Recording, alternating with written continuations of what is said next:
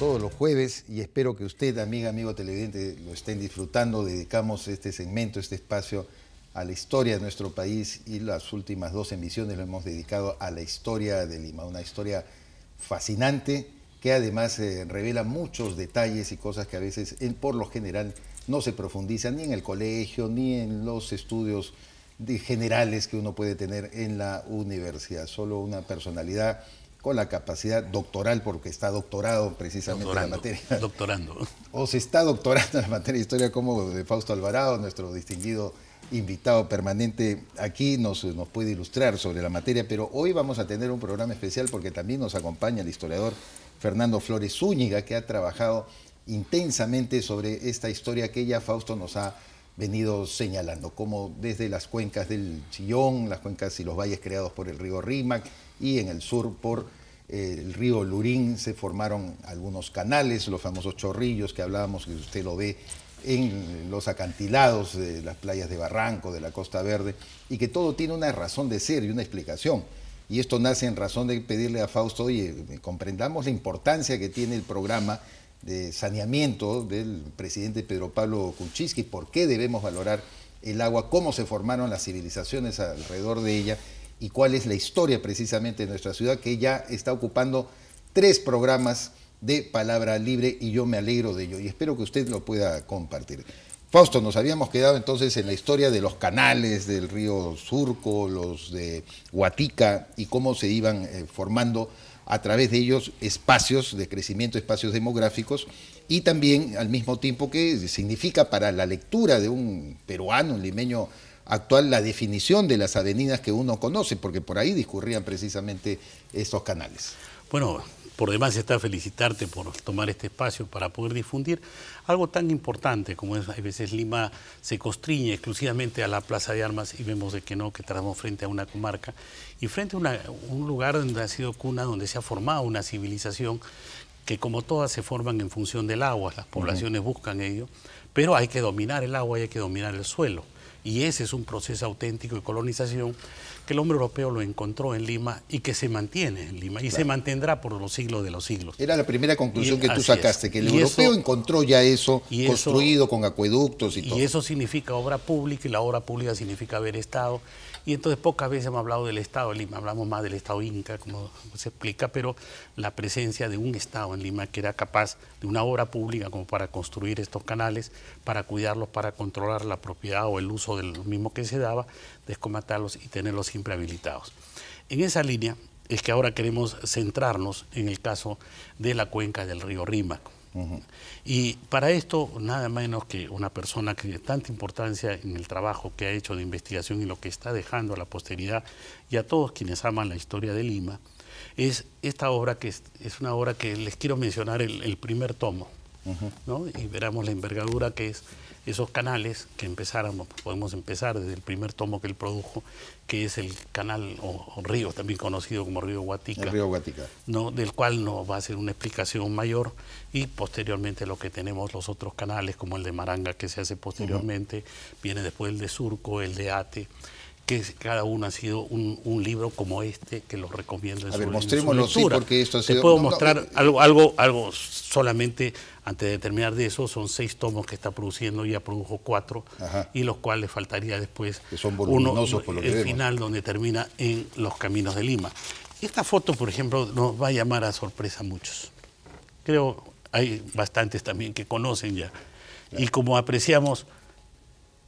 Ustedes ni se imaginan de qué se trata. Explícale, Fausto, a nuestros televidentes. Yo lo voy a dejar a Fernando Flores después. O a Fernando, correcto. Para que lo explique, pero verán esta foto, la recordarán, donde vemos un estanque y un monumento, estanque natural, un monumento que es el monumento de Jorge Chávez. El monumento a Jorge Chávez. Había un estanque alrededor del monumento a Jorge Chávez. No, y con botes que se paseaban. Lo conoce, claro. Y bueno, quiero con esto dejarte a Fernando Flores Zúñiga, que nos podrá hacer una Fernando, de verdad un placer tenerte acá. Sobre el tema. Le agradezco muchísimo a Fausto haber tenido la iniciativa de convocarte. Cuéntanos un poco, por favor, acerca de esta historia. Sí, gracias.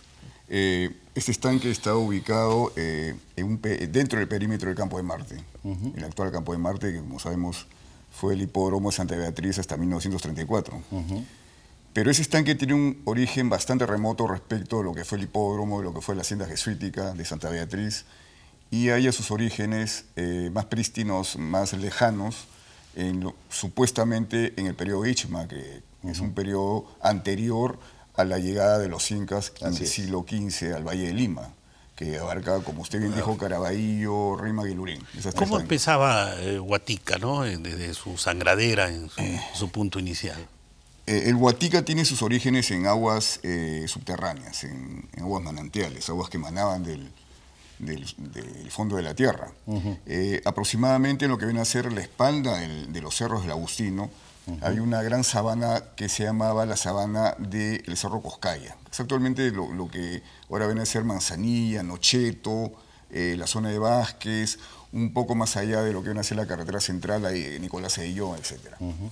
Bueno, esa zona está lógicamente, en la era preurbana, en la era agraria, estaba totalmente llana y había ojos de agua, un conjunto de ojos de agua muy similares a las que existían en el Callao, se llamaba los ojos de agua del Pampa Chivato, lo que fue el óvalo Bolívar y ahora el intercambio que hay al fin de la Avenida La Marina. Bueno, detrás de los cerros de San Bartolomé, que así se llamaba la cadena cerril de la Lima Antigua, se ubicaban estos ojos de agua. A partir de esos ojos de agua se sangraba, dentro de lo que ven a ser el hueco mismo del pozo, se practicó un sangrado, es decir, una canalización de esas aguas, y esas aguas traspasaron por diferentes mecanismos de canalización a lo que ven a ser la zona cisrimense, o sea, nuestro lado del río Rímac. Correcto. Todo lo hizo la cultura Isma, o sea...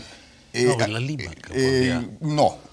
Ahí sí me permito agregar algo respecto a lo que has dicho. Es muy tardío ese canal, es justamente la cultura Ishma, es una cultura regional. Y ese caudal justamente entraba por el antiguo Porté Martinete, que viene a ser el jirón Amazonas, y bajaba por lo que viene a ser el jirón Huánuco. Correcto, claro. Y tenía diversas derivaciones, una de ellas fue el jirón Andahuaylas, que traspasaba las antiguas murallas de Lima, o sea, lo que viene a ser la avenida Grau, bajaba a 2 cuadras de aquí y a media cuadra torcía por lo que es 28 de julio.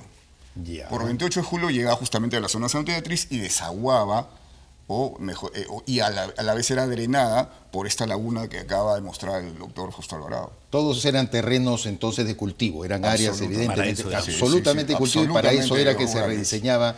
¿No es cierto? Tú sabes, hay el cultivo que es a partir de secano, que se llama, que son por aguas que vienen de lluvias, y el otro cultivo que es por gravedad, que es justamente trayendo las aguas. ¿Y esta agua de manantial qué tipo de cultivo favorecía, Fausto? Puede ser que... Era de pan llevar, lo que uno tenía... O en su momento algodonales, camotales, caña de azúcar en su momento, ¿no? Y en las partes altas sí había frutales, ¿no? Las zonas altas. Quizás la Lima moderna, las avenidas, están hechas justamente sobre los caminos de vigilancia, sobre el canal Madrid, sobre los canales Hijas, ¿no? Y de ahí inclusive llegaba hasta San Isidro. Bueno, sí, el curso del río seguía, o el canal mejor dicho, para la zona de San Isidro exclusivamente por lo que era la avenida Salaberry. Prácticamente la avenida Salaberry desviaba un poco por la zona de lo que es la residencia San Felipe, la antigua zona de la organización de la Marina en la residencia San Felipe, e iba por lo que ahora es el controvertido límite entre Magdalena y San Isidro. Correcto, llegaba hasta ahí. Llegaba hasta ahí. Me imagino que es la zona del Parque de los Próceres ahora, ¿no es cierto? Salaberry, por esa zona. Exactamente. Matamula, el bosque de Matamula. Sí, hacía su paso por esa zona que ya es prácticamente el límite entre Jesús María y Linces. ¿Y el bosque del Olivar, por qué río o por qué canal era? El Huatica alimentaba. El Huatica también. Con una toma que tenía por Limatambo que se empalmaba por la sequía de Santa Cruz, es decir, la avenida Aramburú, hacia el río Surco. Ajá. ¿Y la avenida Arequipa qué determinaba? ¿Qué canal circulaba por ahí? La avenida Arequipa es una canalización muy moderna, es una canalización que hicieron los asentados Pasoldán de Río Huatica en el siglo XIX, mediados del siglo XIX. Ya, eso no tiene nada que ver entonces con lo que diseñaron nuestros peruanos primarios. Digamos que tiene que ver tardíamente, o sea, se añadieron varias hijas, varias acequias derivadas en el siglo XIX y lógicamente, históricamente aportó a la historia y geografía limeña, ¿no? Y 2 tomos de su trabajo están dedicados al canal de Maranga, Magdalena, que también creo que rápidamente podrías... sí, que tú aludiste la vez pasada, ¿cierto? Sí, el canal de Magdalena tenía un origen ya cisrimense, es decir, a nuestro lado del río Rímac. exactamente frente a lo que venía a ser el Colegio Santo Tomás de Aquino, a la espalda del convento de Santo Tomás, al final de la Alameda Chabuca Granda. Justamente el Jirón Rufino Torrico acaba en una calle que no por casualidad se llamaba Calle La Toma, porque estaba la toma del río Maranga. Exactamente. Y ese río recorría todo lo que es Monserrate, ¿ok? Y salía por lo que viene a ser la prolongación Alfonso Ugarte, una cuadra de la Plaza Castilla, o de la Plaza Unión actual. Correcto. O mejor dicho, de la antigua Plaza Unión y ahora Plaza Castilla. Y desaguaba los sobrantes. Y los sobrantes desaguaban en la zona de Polo Libre y Magdalena. Fausto, me gustaría que puedan conversar acerca de las comarcas que se iban constituyendo alrededor ya de esta canalización y este diseño, ¿no es cierto?, Así es, mira, dirección del agua. Este es un tema sincrónico que se empieza a dar a partir del siglo XVI, finales del siglo XV, en todo el mundo occidental, es decir, de ser agrourbes o poblaciones aisladas empieza cierta concentración en ese tiempo, pequeñas villas o lo que se llamaba. No es un tema que haya sido exclusivamente en América por la llegada del hombre europeo, porque en Europa estaban en lo mismo. Pues te puedo decir, son 700 ciudades fundadas en este corto periodo de tiempo, no sé qué. Sí, lo que ocurre es que... ¿Cómo era Lima cuando...? Lima en realidad siempre fue un valle. Es un valle y una civilización bayuna, digamos así. Es decir, nunca dejó de ser una ciudad. Pero una ciudad no en términos occidentales tradicionales, es decir, el concepto de urbe o urbs latina se remonta a Mohenjo-Daro en la India, ¿ok? Pero en los Andes centrales, específicamente, en la costa de los Andes centrales, porque la costa también es el Ande, no solamente la parte alta, nuestras costas, la isla San Lorenzo forma parte de los Andes. Claro. Entonces, este valle inmenso, este valle urbano, agrourbano inmenso, siempre fue un foco de civilización, pero a partir de criterios totalmente identificados con el equilibrio ecológico. Claro. Es decir, el hombre siempre supeditó sus necesidades a la necesidad de conservar, de preservar el entorno. Claro, pero también estaban los centros de culto religioso, ¿no? Porque si nos atenemos a la cantidad de huacas, escuchaba a Jorge Nieto, el ministro de Cultura, decir, Lima solamente 700 huacas, de las cuales solo 350 están registradas y declaradas. Y bajo la supervisión de una autoridad de cultura, apenas creo que 120, y no pasa de eso. Justamente por eso Lima, yo siempre utilizo la siguiente metáfora, es como si en la ciudad de Nueva York hubiese un tsunami, una ola de 120 metros y tapase todo lo que es Manhattan, por decirlo así. Y solamente quedan las azoteas de los edificios. Edificios de 100 u 80 pisos. Dentro de 500 años va a haber un navegante furtivo por ahí y va a haber pequeñas islas, pequeños islotes dispersos con varios metros o kilómetros de distancia. Va a decir, mira, estos eran centros religiosos o administrativos o de observación, cuando en realidad había una metrópoli inmensa bajo esas aguas. Claro. Lo mismo tenemos en Lima, no está debajo del agua, sino debajo de la tierra. Claro, lo que vemos simplemente es la punta de un iceberg inmenso de civilización. Por eso decía, ahora, el tema religioso no es tampoco un tema que se enfoque desde el punto de vista occidental o judío-cristiano. El tema religioso, entre comillas, era un tema que englobaba lo económico, lo administrativo, claro, y lo material. Y control. Los derechos emanaban de las obligaciones de las castas que dirigían la experiencia social. Entonces, estamos hablando de un concepto holístico absolutamente divorciado de lo que nosotros tenemos como dominación política o administración de la cosa pública. Tú lo has explicado muy bien, por los patrones de que lo que creemos era una urbe, su organización, exacto, la forma en que se constituían y todo. Esto resulta realmente fascinante y muy interesante. Fausto, avanzando un poco en toda esta realidad, sería muy importante profundizar el tema de las autoridades, porque a mí me sorprendió, por ejemplo, y no lo había revisado a profundidad, lo que tú señalaste de Taulichusco. Taulichusco no era pues el curaca, que era el jefe máximo de la zona, tal y cual como don Alfonso Barrante, siendo alcalde de Lima, después lo reivindica y le hace un monumento ahí a través de una piedra, ¿no es cierto?, en plena Plaza Mayor. ¿Cómo se constituían las jerarquías en esta Lima antigua? Mira, como te digo, en el tema de historia arqueológica las cosas no están todavía sedimentadas como para poder hacer afirmaciones apodícticas. Lo que tenemos a partir de la materialidad de lo que encontramos es que estamos frente a sociedades en donde los valores morales y religiosos son los que imperan en la vida cotidiana. Entonces, sobre el tema, contigo, el tema de Pachacamac, que es un centro que además de religioso es un centro de poder de la medida que maneja un oráculo. Para tener una información que dar un oráculo, necesita el paso de los viajantes que traen información y esa información la transforman en una información ya orientadora, que es la que le dan a quien viene a pedirlo. O sea, el oráculo no se explica como una persona que lo que se le ocurre, sino los oráculos, y ahí tienes varios, catequil, en fin, puedes señalar a muchos de ellos. No es un oráculo griego, pues, bajo el concepto de lo que conocemos. Hay un tema al que podríamos saltar, que es, en la medida que está la población, otro tema que no hemos tratado de Lima, es que ¿qué idioma se hablaba en Lima? Y entonces podemos ir y ver toda esta población que se forma, este concepto de civilización, tenía una forma de comunicación. Y lo que va siendo establecido ya en la academia es que el quechua es el sustrato de Lima, donde creo que en ese tema es también donde podríamos en adelante profundizar, junto con el tema del poder hacia el sitio. Tú mencionaste eso hay una cosa que tenemos que explicar. Como yo dije, la historia no es una pared totalmente impermeable. Hay interpretaciones que entran, interpretaciones que se van. Y en este tema, una interpretación que no hemos dado es por qué Hernando Pizarro tuvo que venir a Lima antes de que viniera la ejecución de Atahualpa y se reuniera en Pachacamac, y a donde concurrieron casi todos los curacas, llamémosle, que ejercían poder en toda la zona. ¿Qué cosa se conversó?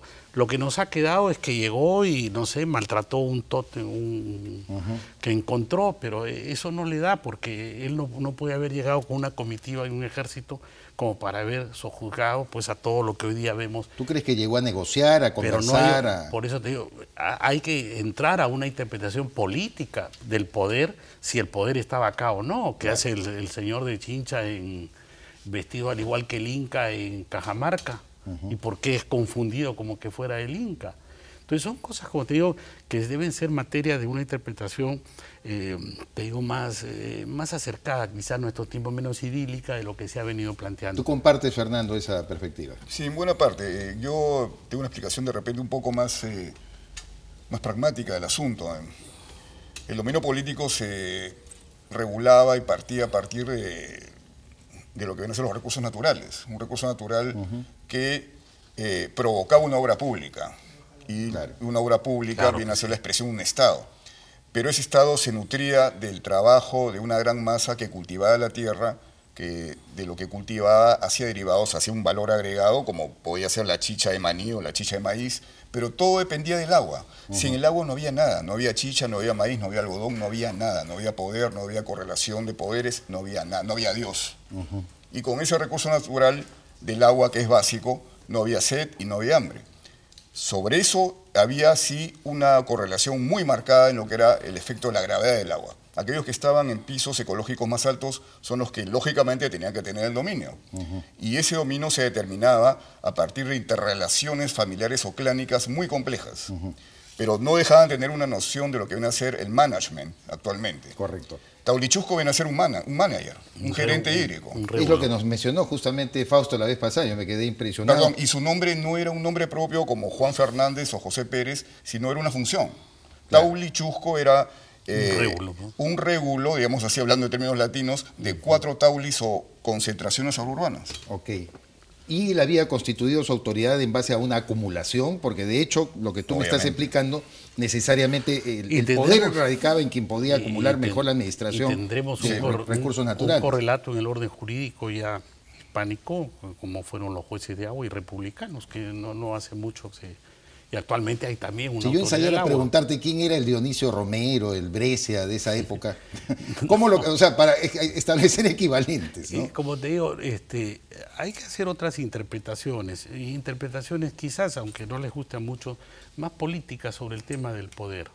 Yo te digo, para mí este hecho, que vuelvo a mencionarlo, de la reunión que hay de Hernando Pizarro con el señor de Coaillo, el señor de Calango, el señor de Coyique, y todos los que se reúnen, el señor de Mala, todos que se reúnen en este sitio, vayamos un poco más. La crónica de Estete es una buena fuente, pero es la única que tenemos. Entonces tiene una narración de otro corte, más epopeica en relación a lo que era el estilo mismo de los cronistas. Estamos hablando Calango, por ejemplo, que es una zona más extrema, ¿no es cierto?, del sur del departamento de la región de ya Lima. vimos que hay una interacción entre todos los valles, cuando uno va, inclusive si uno viaja desde Te puse el ejemplo desde Ancón hasta Pucusana, no notas que ha pasado 3 cuencas.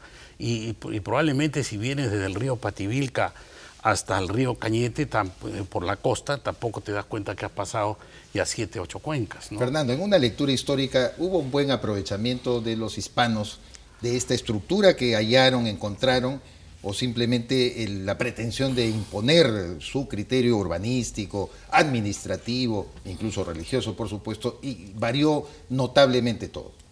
No, lo que hicieron los españoles fue aprovechar lo que habían recibido. Ellos llegaron y el escenario estaba montado. Pero su perspectiva de lo que era asentar un espacio colectivo, un vicus en términos latinos, chocó con la noción de administración de los recursos naturales llevado de miles de años hasta esa parte del tiempo. ¿Qué quiere decir eso?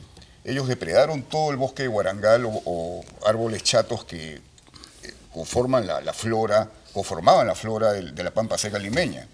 En 1537, el Cabildo emite una ordenanza prohibiendo la tala de árboles porque ya se había extinguido gran parte de ellos los últimos 2 años de poblamiento del valle.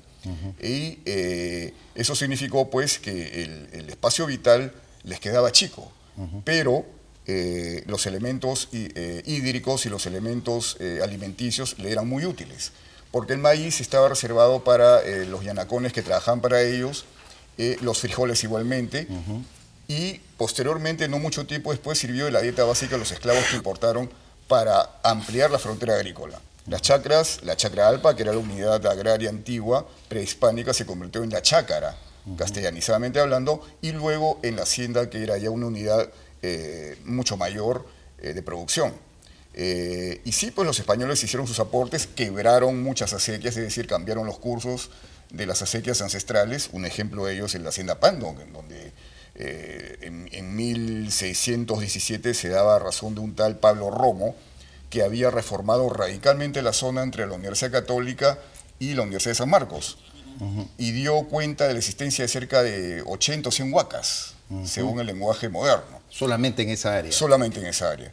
Y lo tumbó todo, lo allanó, aplastó esa zona agrourbana y lo hizo un terreno fértil fructificado por las acequias, justamente por esa acequia que él derivó del canal principal de Maranga, ¿no? Bueno, la comunidad campesina, que mucha gente se confunde y cree que deriva del ayu, en realidad es una creación hispánica, Fausto, ¿no es cierto? Viene el concepto de comuna misma, no está basada en la administración de un ayu inca. Hay que ver una cuestión, ¿no? Una de las finalidades, uno de los aspectos que legitimaba la propiedad de las Indias, hablando como reinos, que había sido otorgada por las bulas alejandrinas del Papa Borgia Alejandro VI, era que tenía que ser con fines de evangelización. Entonces, bajo ese criterio, no juzgo, no le doy algo axiológico a sino que bajo ese criterio es que se establecieron, la Magdalena es uno de los primeros que hay, lugares de adoctrinamiento. Y entonces se formaron las comunidades. Podría ser en la parte sociológica, pero hay quizá en el tiempo, hay formaciones ya exclusivamente de naturaleza jurídica, ¿no? Que es lo que subsiste hasta la fecha, ¿no? En la costa. No sé si en el tema podrías agregar un poco más. Bueno, la comunidad es la Beatría antigua, o las Germanías, que después se armaron en el centro de España, ¿no? Claro. Es una institución que viene de España. Yo creo que viene de la España celtíbera, ¿no? Estamos hablando muchos siglos antes de Cristo, pero en el Perú toma formas muy análogas a lo que se encontró acá, que era el ayu, que era el núcleo familiar, totémico, comunitario típico del Ande Central. Correcto. Y para efectos jurídicos y de gobernabilidad, la comunidad es una entidad netamente mestiza, con elementos autóctonos que provienen del ancestral ayu, y con elementos europeos o ibéricos, en todo caso, que trajeron los llamados conquistadores. Y para quedarnos todavía alrededor del siglo XVI y finalizar con eso, Fausto, me interesa que le puedan explicar al público por qué Pizarro, su gente, establecen el damero, ¿no? Dado que las ciudades europeas, las capitales, incluso de España, no tienen esa constitución, son más bien calles curvas, pero se decía, no, es que hay que hacer un damero para estar alerta seguramente hacia el Callao, porque se habían venido pues más cerca del puerto y ver si había un pirata que se metía por ahí. Ya las concentraciones urbanas propias se establecen en lugares estratégicos, y uno de ellos es la defensa. Entonces, esa ha sido una de las razones. Pero lo traían, mi pregunta es, ¿lo traían de alguna parte? No, obviamente hay una influencia romana en la formación de las ciudades. Como te decía, el tema de creación de ciudades, ese embrión es holístico al mundo occidental, en donde podemos incorporar América, donde se empiezan a formar la ciudad, y casi todas bajo ese criterio de Damero. No sé si era otro. Sí, has dicho bien. El Damero de Pizarro es una hechura de militares, pues, porque estos tipos eran paramilitares, era un castrum romano. Claro. En el centro de la plaza estaba el Praetorium, donde estaba el llamado Rollo, que era la pica donde se fundó la ciudad, y a un costado estaba digamos, la carpa del pretor, que en realidad fue el complejo donde vivía este manager hídrico que era Tolichusco, claro, ¿no? Y luego, para otro costado, estaba la zona votiva, la zona del sacrificium, que decían los romanos en un campamento, y el otro lado está el cabildo, que viene a ser el consejo de los tribunos. Claro, pues, más romano imposible, ¿no? Más romano imposible. Yo quiero agradecerles mucho, Fernando Flores Zúñiga, a Fausto Alvarado Dodero, por la verdad, esta clase magistral que nos dan de historia. Yo como periodista me siento tan complacido de intermediar para que ustedes tengan esta tribuna que, por favor, los invito reiteradamente a que puedan ocuparla, porque aprendemos, cada día aprendemos más, y no se trata solo de la historia de Lima, vamos a hablar muchos otros aspectos de la historia de nuestro país que yo estoy seguro enriquecen el futuro, más bien el diseño de nuestro país hacia el porvenir. Muchísimas gracias, Fernando y Fausto, por haber estado con nosotros. Amigas, amigos, eso ha sido todo por hoy en Palabra Libre. Los espero como siempre mañana a partir de las 11 de la noche.